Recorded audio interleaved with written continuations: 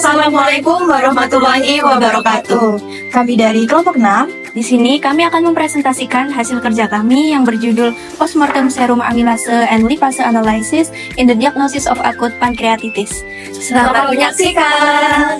Pertama yaitu pendahuluan. Pankreatitis dapat menjadi penyebab kematian, terutama pada individu dengan riwayat alkoholisme kronis atau batu empedu. Meskipun dapat pula disebabkan oleh kondisi lainnya seperti hiperlipidemia, cedera perut tumpul, obat-obatan, dan hipotermia. Diagnosis pankreatitis akut postmortem umumnya didasarkan pada temuan makroskopis seperti perdarahan pankreas dan nekrosis lemak. Namun, perdarahan non-spesifik akibat autolisis dapat terlihat tanpa adanya pankreatitis, sehingga tidak cukup untuk diagnosis. Konfirmasi diagnosis memerlukan pemeriksaan histologis untuk mengidentifikasi sel inflamasi akut. Beberapa ahli patologi juga mengukur kadar amilase dan lipase serum postmortem sebagai pendukung diagnosis, meskipun hasilnya harus dievaluasi dalam konteks temuan kasar dan histologis bersama temuan makroskopis dan mikroskopis. Adanya peningkatan kadar amilase dan lipase serum dapat memberikan konfirmasi laboratorium tambahan mengenai pankreatitis akut.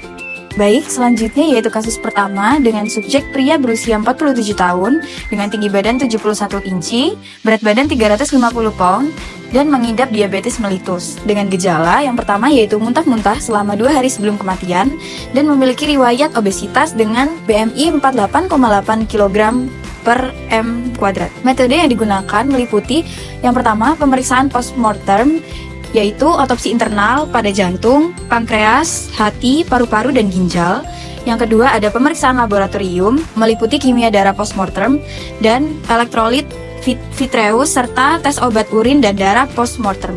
Dan yang ketiga ada pemeriksaan mikroskopis meliputi pemeriksaan mikroskopis pada jantung, pankreas, hati, paru-paru, dan juga ginjal. Selanjutnya yaitu result dari case pertama, yaitu penyebab kematian adalah pankreatitis hemoragik akut dengan nekrosis lemak pada pankreas dan juga jaringan adiposa sekitarnya.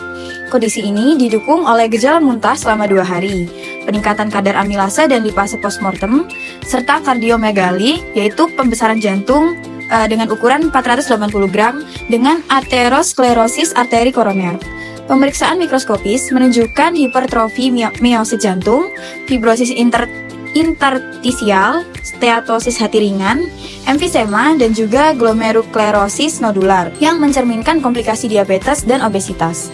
Faktor penyebab kematian meliputi diabetes, kardiomegali, dan obesitas. Kematian dinyatakan secara alami. Selanjutnya adalah case kedua, yakni subjek yang digunakan merupakan pria gemuk dengan berat 400 pounds, tinggi 75 inci, dan usia 24 tahun. Gejala yang dialami yang pertama adalah keluhan sakit perut dan telah banyak minum air. Kedua, tidak sadarkan diri lalu segera dibawa ke UGD RS setempat. Adapun metode yang digunakan, yang pertama adalah pemeriksaan kadar glukosa, kedua pemeriksaan pH darah, ketiga pemeriksaan narkoba dengan urin dan serum, keempat pemeriksaan urinalisis postmortem, kelima pemeriksaan kimia darah postmortem, keenam pemeriksaan profil lipid, dan ketujuh pemeriksaan makroskopis dan mikroskopis tentang organ jantung dan hati. Adapun result yang didapat, pasien meninggal dengan diagnosis riwayat yang pertama, pankreatitis hemoragik akut, kedua diabetes mellitus akut, ketiga hipertrigliseridemia, dan keempat obesitas morbid. Pada glukosa darah ditemukan hasil lebih dari 1200 mg per dl, pH darah dengan hasil 6,8, narkoba urin dengan hasil negatif, narkoba serum dengan hasil positif, urinalisis dengan hasil protein 30 mg per dl dan glukosa lebih dari 1000 mg per dl, kimia darah dengan hasil amilase 1920 unit per liter dan lipase 6606 unit per liter, serta profil lipid dengan hasil kolesterol 258 mg per dl, HDL 66 mg per dl, trigliserida 1715 mg per dl, dan LDL tidak dapat diketahui hasilnya karena trigliserida tinggi. Lanjut ke hasil makroskopis. Yang pertama ditemukan bruto jantung dengan seberat 560 gram dengan dilatasi biventrikular ringan, kemudian perubahan warna kuning pada hati, kemudian pendarahan difus di dalam pankreas, dan adanya kapur putih kekuningan yang meluas hingga jaringan adiposa di sekitar. Terakhir ada hasil mikroskopis, yakni hipertrofi miosit jantung dengan fibrosis interstitial, peradangan bronkial kronis, steatosis hati, dan pankreatitis hemoragik akut dengan nekrosis lemak yang luas. Selanjutnya yaitu case ketiga dengan subjek pria berusia 46 tahun dengan ciri-ciri tinggi badan 69 inci, berat badan 175 pound, dan mengidap hipertensi. Gejala yang dialami yaitu yang pertama, keluhan nyeri pada perut dengan dugaan sembelit. Yang kedua yaitu mengidap hipertensi, dan yang ketiga tidak responsif setelah beberapa saat mengeluhkan nyeri perut. Metode pemeriksaan yang dilakukan yang pertama yaitu pemeriksaan fisik dan bruto makroskopis meliputi pemeriksaan pada jantung, hati, dan pankreas. Yang kedua yaitu pemeriksaan laboratorium meliputi elektrolit vitreous, kemudian pemeriksaan obat postmortem, dan kimia darah postmortem. Yang ketiga ada pemeriksaan mikroskopis meliputi pemeriksaan mikroskopis pada jantung, hati, dan juga pankreas. Hasil dari pemeriksaan kasus ketiga ini yaitu penyebab kematian adalah pankreatitis akut dan kronik disertai penyakit kardiovaskular, hipertensi, dan juga aterosklerotik. Kematian secara tiba-tiba terjadi setelah nyeri perut dengan riwayat konsumsi etanol berlebihan dan juga morfin untuk pereda nyeri.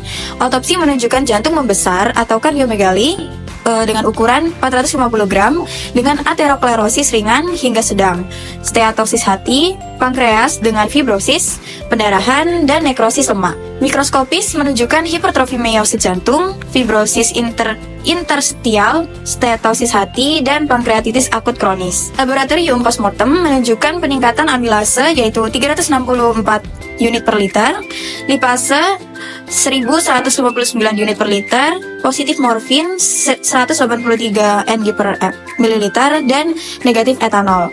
Kematian dinyatakan secara alami. Kemudian yang selanjutnya yaitu metode case keempat dengan subjek pria berusia 57 tahun dengan gejala utama ketoasidosis diabetik akut dan menjalani terapi insulin dengan konsentrasi glukosa darah 1357 mg per dl.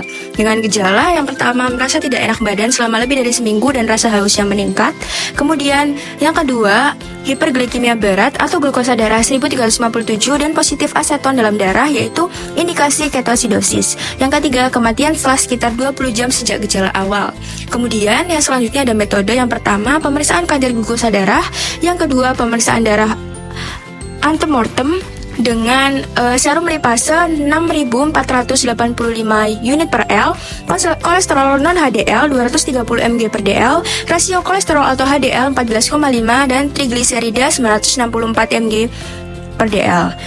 Untuk yang ketiga yaitu pemeriksaan darah postmortem dengan serum lipase lebih dari 15.000 unit per L, serum amilase 268 unit per L, kolesterol total 248 mg per dl, HDL 200 mg per dl, LDL langsung 68 mg per dl, kolesterol non HDL 236 mg per dl, rasio kolesterol atau HDL 20,7 dan trigliserida 892 mg per dl. Yang terakhir yaitu pemeriksaan makroskopis dan mikroskopis organ pankreas, hati, dan ginjal. Kemudian selanjutnya ada result case 4 yaitu gangguan metabolik akibat ketoasidosis diabetik, hipertrigliseridemia ekstrim, dan pankreatitis hemoragik akut. Dengan pasien mengalami gangguan metabolisme berat akibat ketoasidosis diabetik, hipertrigliseridemia ekstrim, dan pankreatitis hemoragik akut. Dengan pankreas rusak parah, dengan pendarahan dan nekrosis mengganggu produksi enzim pencernaan dan insulin. Kemudian pemeriksaan darah menunjukkan kadar lemak sangat tinggi dan HDL sangat rendah. Kondisi ini menyebabkan kerusakan organ dan berujung pada kematian. Yang selanjutnya ada metode case kelima yaitu subjeknya pria berusia 30 tahun dengan tinggi badan 71 inci dengan berat badan 218 pon yang menunjukkan obesitas, kemudian pecandu alkohol kronis dengan penyebab kematian pankreatitis hemoragik akut dengan alkoholisme kronis. Dengan gejala mengeluh merasa sakit sebelum kematian, riwayat alkoholisme kronis yang memperburuk kondisi, kemudian 3. Ditemukan tewas di sofa dalam keadaan tidak sadar.